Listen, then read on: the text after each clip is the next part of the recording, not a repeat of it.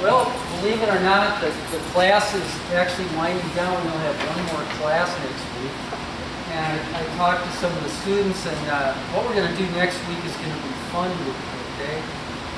You're going to ask Carl and I any question you have about the tool. That's how we're going to start it out. Anything that has come up over the 5 weeks, or questions you have about players or technique, anything like that. And then we're going to do just a short little thing on English. You know, I want to introduce that, show you why. Why do you put English on the ball?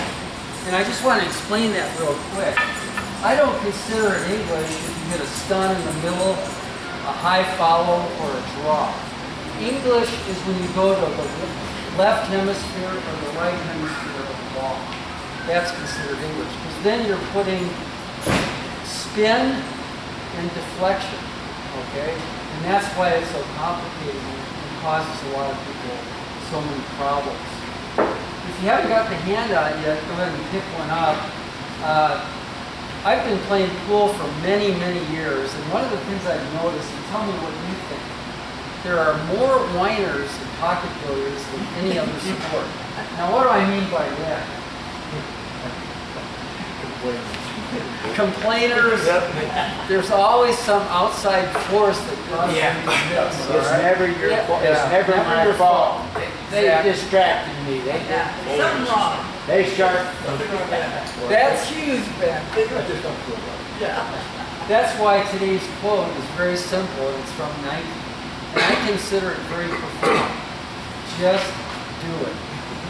And you know, simple is good. When I play position, I try to do it the simplest way. And I think what Nike is saying is that we overthink a lot of stuff. Instead of obsessing over, you know, different things, we just play. In other words, when you're playing your best pool in competition, you want to really not really think about everything you're doing. Just let your body do the correct things. That's where visualization is a big deal. If you can see the shot and imagine it, you can make it happen. My saying is that think long, think wrong. Yeah, exactly.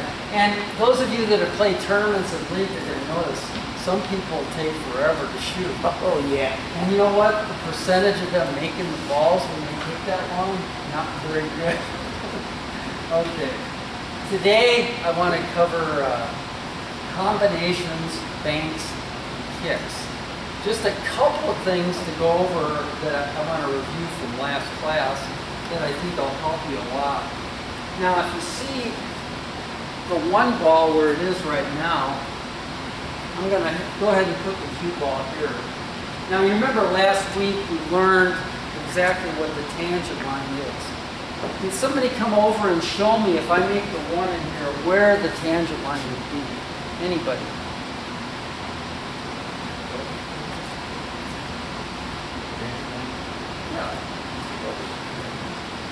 Now, if the cue ball was on this side, it would be a different direction, but it's on that side. So it's 90 degrees from Perfect, perfect. And you notice I put this little white trainer here, and that, you know, that's the middle of the ghost ball, is where the direction that the tangent line goes. Now, one of the things that we learned last week that I thought was really important is that when we're playing a shot similar to this, it's important to know the tangent line. That's our starting point. So if I want position on the 8 ball from here, the tangent line, as Bill pointed out aptly, is right here. So angle in, angle out should take me directly for position on the 8 ball. But look at how much room for error I have, which is pretty cool. That's the kind of thing we're looking for. Playing position into the line. So if what kind of shot would I hit here to make that happen? What's that called when I cut it with the center ball stop? Stun. Stun, exactly. So I'll go ahead and hit the 1 ball with center ball stun.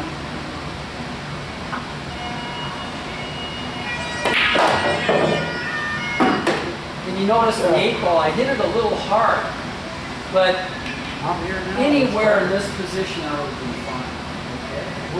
He's Go ahead. already teaching. Where you? So, 9 o'clock. So you notice the cue ball came into the rail here, angle in, angle out towards so the what happens when we put draw on? Exactly. Now let's put the 8. That was the next thing. Let's put the 8 right here.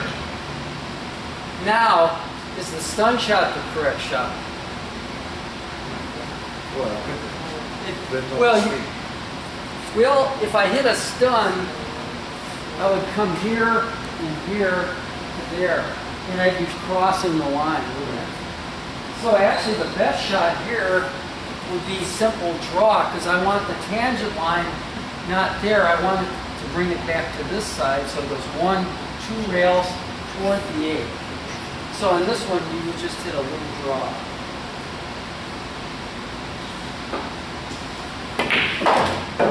And it goes toward the 8. In other words, look at all the room for error I have. If I stop here or go all the way there. So that's why you use follow, stun, and draw. Always try to make it into the line of the next shot. Okay? All right. That one really was called. What time do you start? When are you going to be there? That's good. Oh, go ahead, Cheryl. Do you have a question? Yeah, I was just trying to realize, picture where a fall would have gone straighter into the... Yeah, follow, exactly, good point. Now let's say I have the same shot and I want to dip position, well, let's say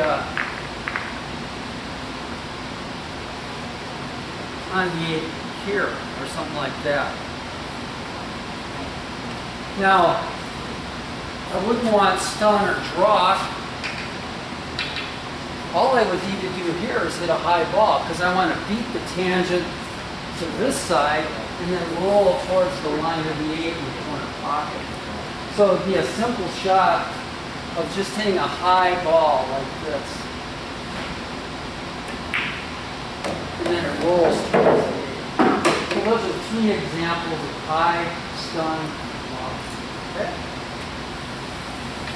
All right. In your handout, I went ahead and kind of showed you this drill again, and I want to emphasize it because I think it's a really helpful drill, where I try, putting it on the spot, go all the way to the middle diamond and back, and see how pure my stroke is. In other words, try to have it come back directly and hit the tip of my cue.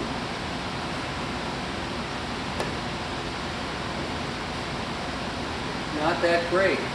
So any slight imperfection is going to take it off one way or the other. And it makes it a little bit harder when you start doing it with more speed.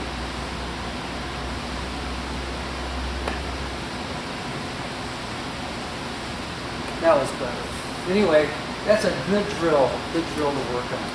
But you don't want it, to guide the cue. You want it to just stroke naturally. Okay? All right, any questions about stroke, pre-shot routine, or anything we've done for the first, 3 or 4 weeks now? Anything? No? Okay, we're good. All right, now we're going to get into some of the drills that I think will really help you. And this drill has many expressions. Let me show you the first one. This is in the second page of your handout. On the first drill, we're going to use 3 balls.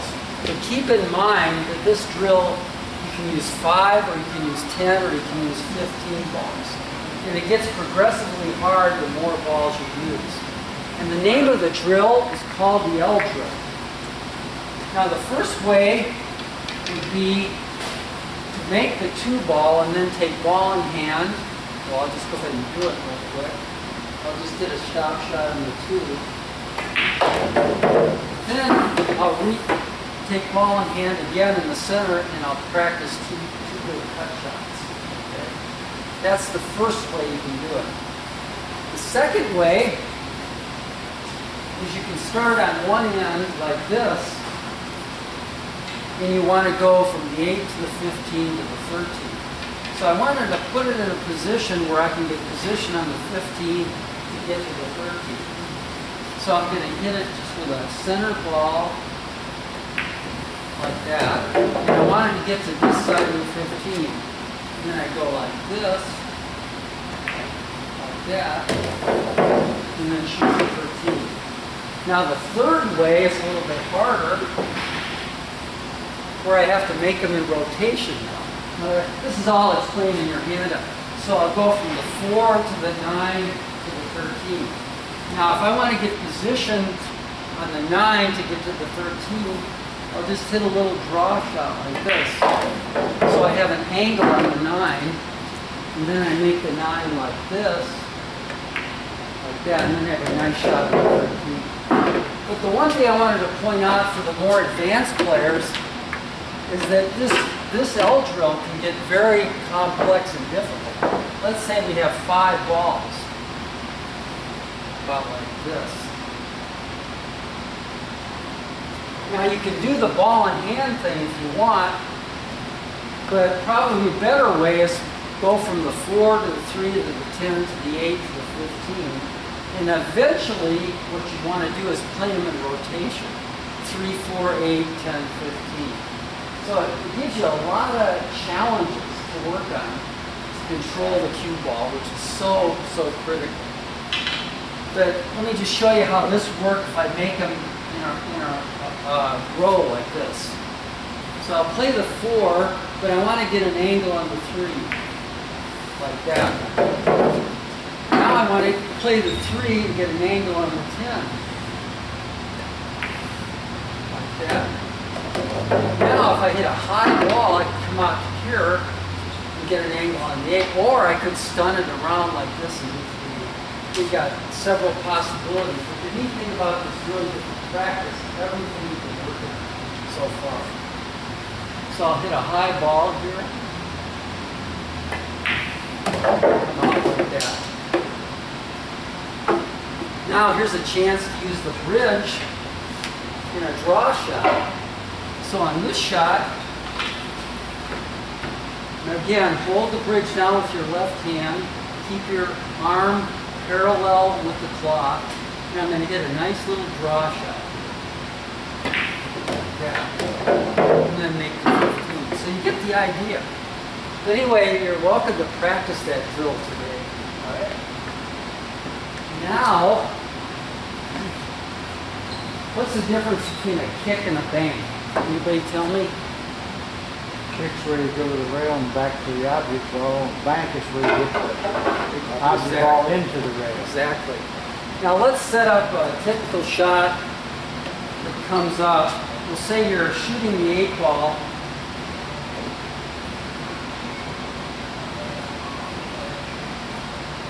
Like this, but your opponent just missed the strike. And to win the game, you have to make the 8 ball, okay?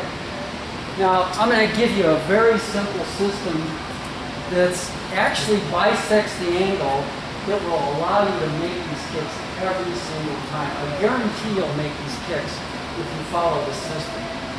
The name of the system is called the Midpoint System. So the one thing you have to determine, and I actually measured this with a tape measure, it's actually 12 and a half inches here and 25 inches to the 8 ball. But I'm not trying to hit the 8 ball here, I'm trying to hit the 8 ball on this side. Okay? So I found my midpoint between the ball I want to make and the cue ball. Now you'll notice the little white piece of paper over here. Well, that's lined up perfectly with the part of the 8 ball that I want to hit. Okay? So all I have to do to determine where on the rail to hit is find my midpoint, lay my cue down with the white paper like that. And now what? What's next, Chuck? I hit the cue ball on a parallel line. Yes. I lift my cue up. It's almost perfectly on the diamond. So all I have to do is hit a nice smooth rolling ball at the diamond. And again, if you hit it soft, it goes longer. If you hit it hard, it comes shorter. but it's a great way. You'll start hitting all the balls when you're hooked. Let's try that once more. Just so you got it. I got my midpoint, and again I measured it. When you're actually playing, you can't do that. so you just guesstimate. So I'm guesstimating my midpoint between the 10 and the cue balls right here. All right? The way I measure that while you're playing is I use the stick Yeah. and measure across where it is. Yeah, Kind of like that'll work. the mirror image system. Good, good. That'll work too.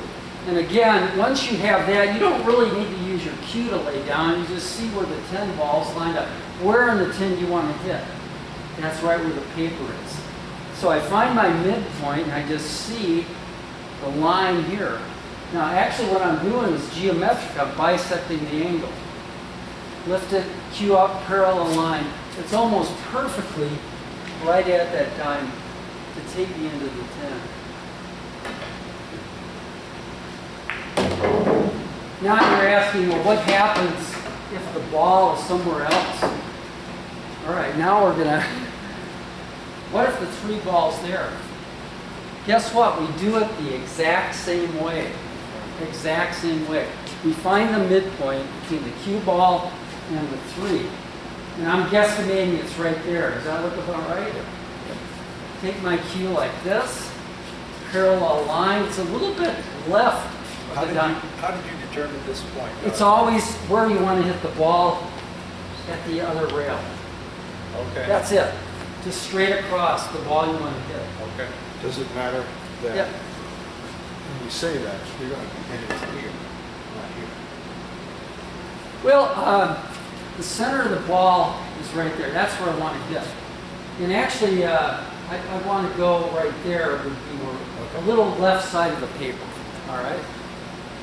So I find my midpoint a little bit to that left. And I'm still just a little bit left to that diamond. And should take me right at the 3.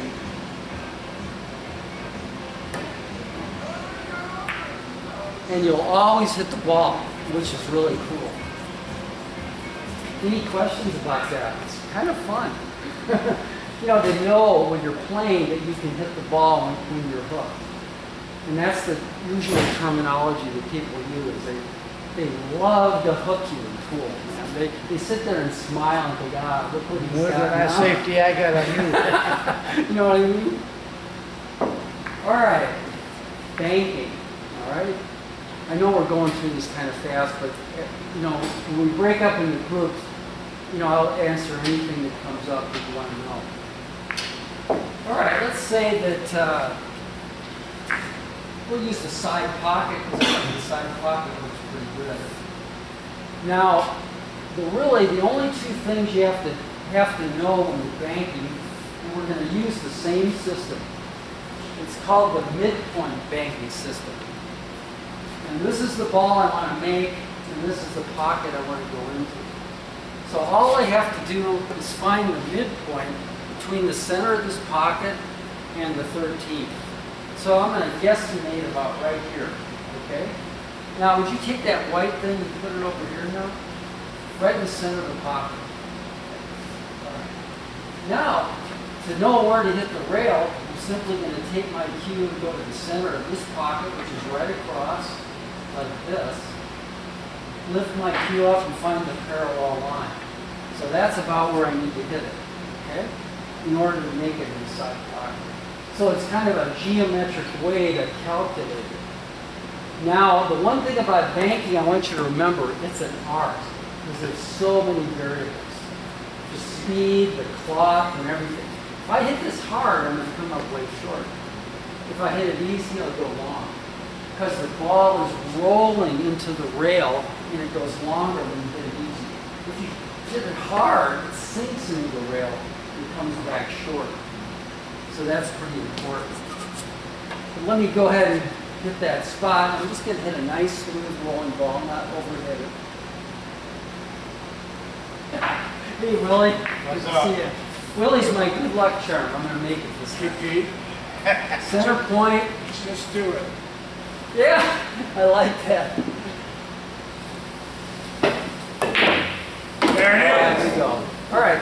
Anyway, if you'd like to ask about that dating system, I'll be glad to go over with you, after we finish. Now, combinations. If I get, the best way to do this, if I could get everybody to stand in this corner, it'll be real helpful. Because then you can see it best. All right, let's say we're playing 8-ball and you've got 2 stripes like this. And if you look at the 10 and the 13 now, wouldn't you say, Cheryl, that that's dead center of the pocket, pretty much? Or pretty close?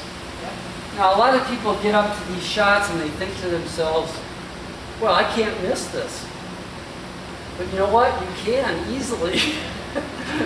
Watch what happens if I hit the left side of the 10.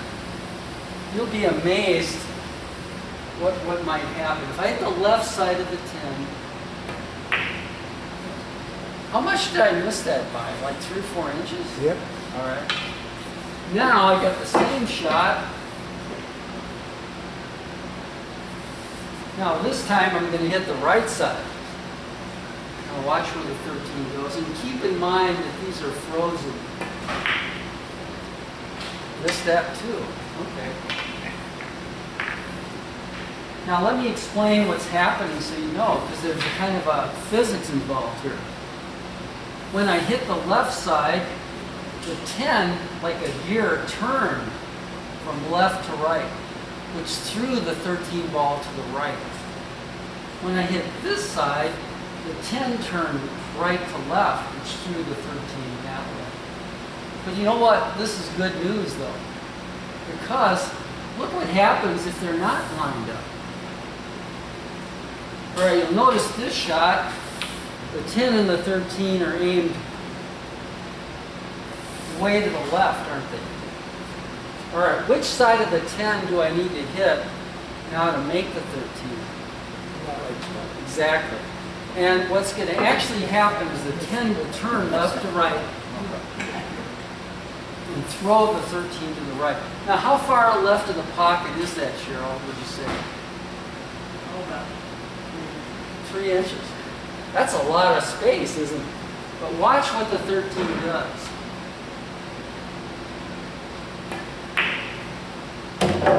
It threw that far. That's because I hit it nice and easy. If I hit that real hard, it wouldn't have thrown as far, would it?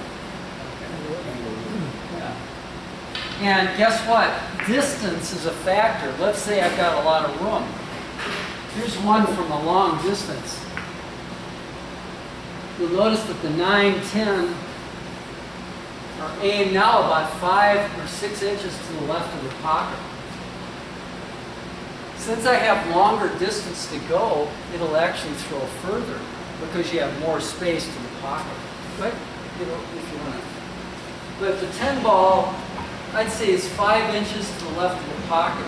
If I hit the left side, I should be able to make it.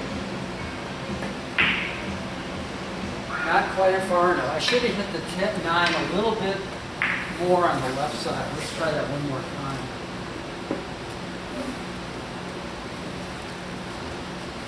Yeah, that's good. There we go. So if you have more distance, you actually have more room to throw it further. Now, when you're playing 8-ball, those shots literally come up all the time. And when you know the dynamics between 2 frozen balls, you really can see shots that other people can't see. Now, a lot of times you've got this situation. See, the 4 and the 3 are like this, but you have an intervening ball. What do I do here to make the 3? I have solids in 8-ball. What would I do?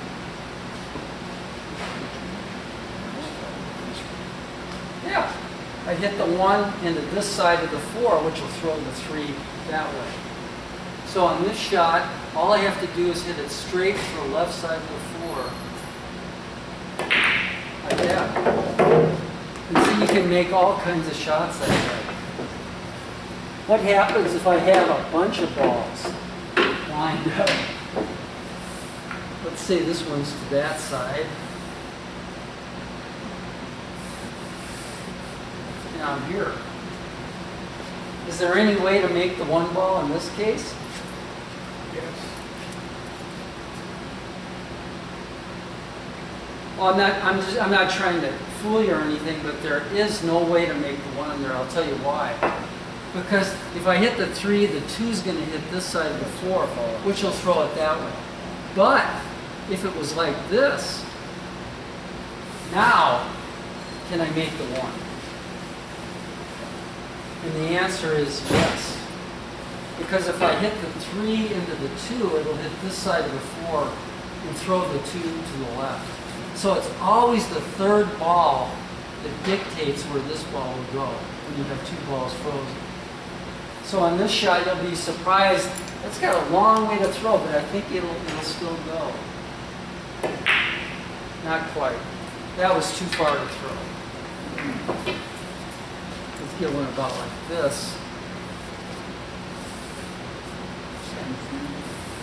And they need to be frozen, but if they're close by, you can still do the same thing. There you go. That's really, I encourage you to, think about that or practice that. The only way to really learn that, you have to set up balls and shoot them. All right.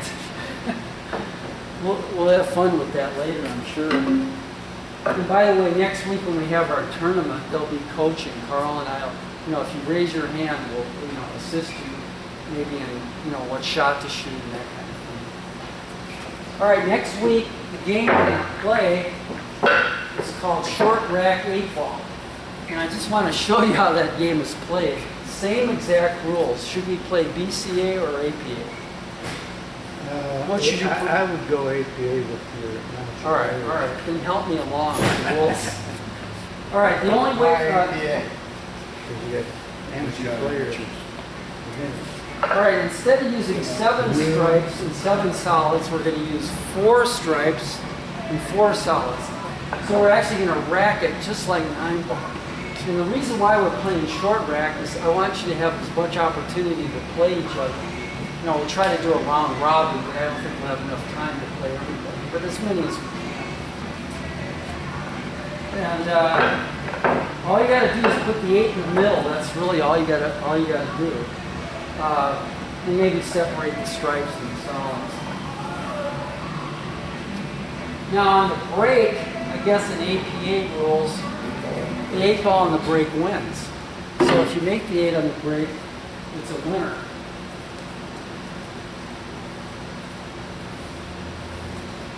9-ball, by the way, breaking from the wings is a more effective way to break. You wouldn't want to break in the middle because a lot of times the corner ball will go when you break from the wing.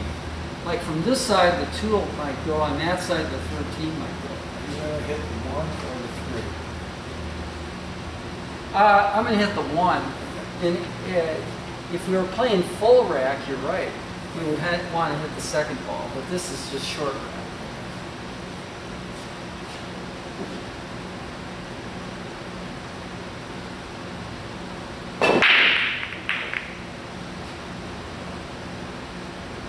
Okay, let's just imagine that the 15 went in, and I made a strike.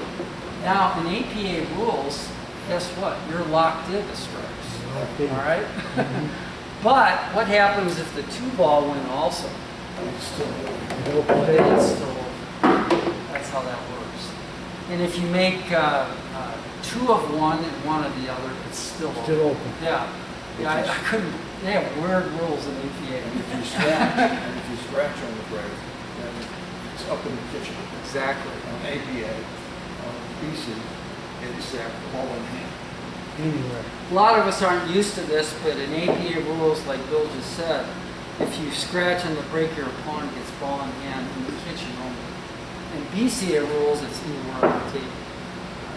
Also in the AC Sunday League, AZPO, Yeah. if you scratch on the break, it's in the kitchen. In the kitchen also. But let's say I just made a stripe only. All right, and I do have stripes. Now from here, if I shot the 13, guess what? I don't have to call it an APA. In other words, as long as I make a legal shot on one of my balls, I'm good.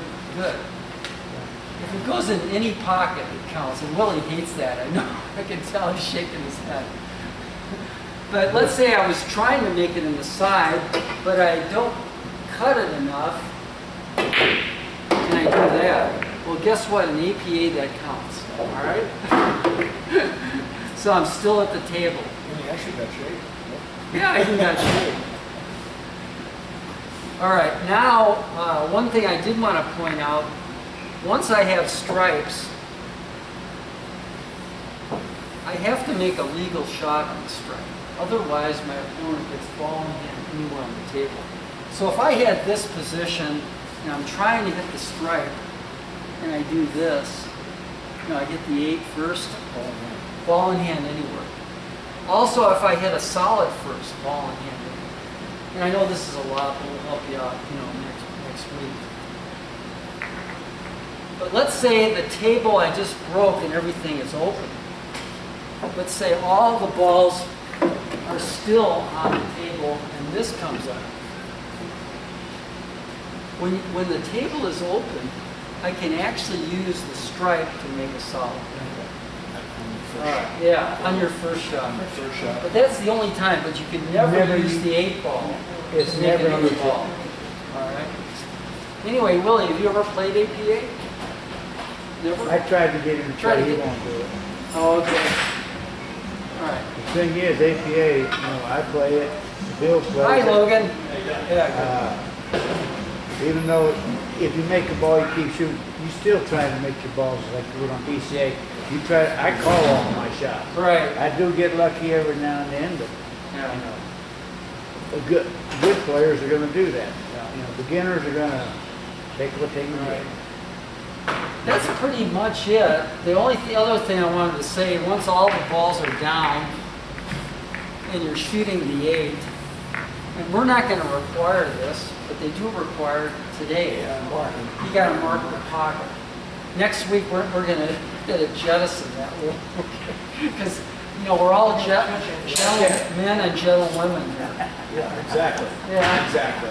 I can't think of anybody trying to cheat. It's so obvious what somebody's shooting, if they point to it or call it. All right, any questions about that at all? Once a few drinks get in and they... Oh, yeah. Anyway, we'll have some fun with that. We'll have some prizes. And, like I say, we'll try to make it a learning experience. If you want to ask a question while we're playing next week, coaching is fine. And actually, Chuck is the expert on APA rules. He knows them better than I do. Bill is too. Oh, and Bill as well. He's been playing longer than I have. Yeah. In fact, I had to read the rules the other day just to find out all the nuances of it. Okay, why do they call it down there in the kitchen? Because it's behind, I know it used to be where we had to be behind the shots. Well, that's actually, Cheryl, that's a good question. And they play base of ball. Let's say the 13 is like this. Well, believe it or not, the base of the ball is past the diamond. So I can actually shoot the 13 in the corner. Now I can also place my cue ball as long as the base of the ball is behind the diamond. I mean, those are some really nitpicky rules, but they do come up. You'd be surprised. And pool players are just like any other sport. There's a lot of people that are real nice, and and other people are sticklers, and they'll try to get you upset or bother you when you're playing. We call that sharking. All right. If you're playing APA, you want to make sure that you call every shot that you can, but you are going to get lucky. You will get lucky, and you keep shooting. And if you actually get to the 8 ball and you're shooting it, put your marker up and do not let it touch the felt anywhere. I got called in Vegas because I laid my marker up like that. It's on the felt. That's a foul. I lost the game because of that right there. That's Here, crazy. back here, I What if it falls accidentally on the felt? Nope, it can't, and you cannot use money or chalk. Right, no money, no chalk. Because money I is see the chalk, gambling. I can't see the money. All right, Wait, look, you gotcha. put $100 bill Yeah. there, look, come on. Okay, well, good. Now let's have at it. Anything you want to try that we did today, you know, banks, kicks, the L drill, anything you like to, and I'll be around to answer questions. Made it on time this week. Always. Never late. Oh,